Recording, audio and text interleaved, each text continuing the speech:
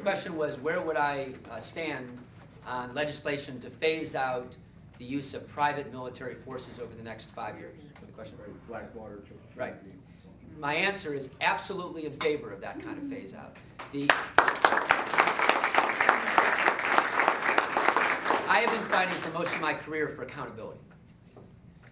Accountability is something that all of us, if perhaps banks is the sole exception, are familiar with. Banks somehow have been able to escape the accountability that most of us face in our personal lives, in our work lives, as individuals, as employers, and so on. And as someone who's been fighting for accountability, when we privatize these efforts, when we contract out some of our most significant military operations to private forces, we lose that crucial element of accountability. And that's just one issue.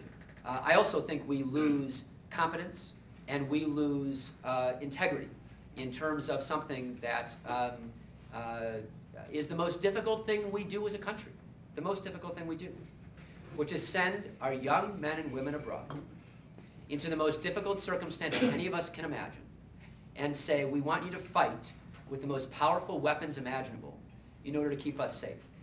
And all of us can exercise different judgments in different circumstances about whether this war or this situation is that's the right thing to do.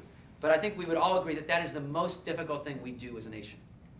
And the idea that we can just sort of put it behind a black curtain and privatize it so that there's less scrutiny on it, less transparency, less accountability, so that people don't look as carefully as they normally would, so that we don't have as much control over whether we're doing it the right way, I just think it's outrageous.